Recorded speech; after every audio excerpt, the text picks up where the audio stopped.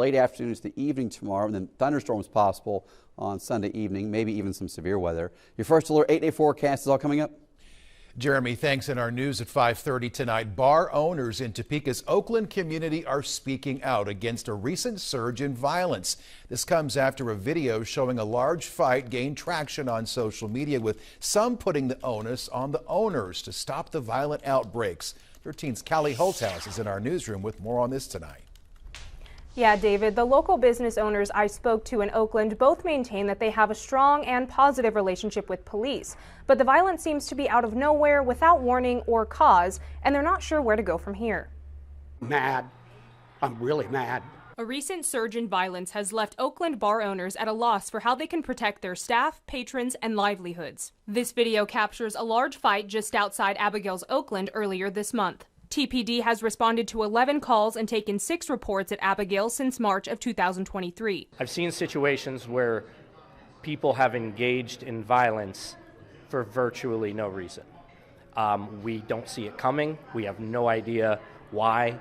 They act like we want those types of people in our places of business to begin with. Just down the road is a similar story at the Brass Rail Tavern, where TPD has responded to 9 calls and collected 5 reports with 2 minor injuries since this time last year. Owner Amel Spaeth asserts it's not Oakland residents inciting the violence. The problem is that there are people that are coming into this community that are creating more problems. Both say their positive relationships with police are not enough to snuff out the outbreaks. They've implemented their own procedures to try and keep patrons in line, like metal detectors, controlled entrances, and more. All of my employees now carry pepper spray.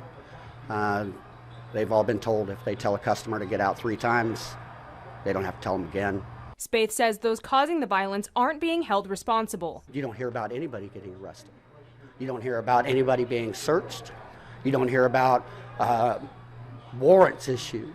You hear nothing. Saya is working to better equip his staff to handle similar incidents. And we're going to put together our own training plan because there's just not a whole lot out there for small businesses. Saya is considering a sort of blacklist for repeat offenders. But at least it's out there, and at least there's some consequence to somebody misbehaving in our establishment. Both owners say they won't back down, but staff and patron safety is top of mind. Saya told me his bar will have altered hours this weekend, even with the NCAA tournament, in effort to prevent any violent outbreak.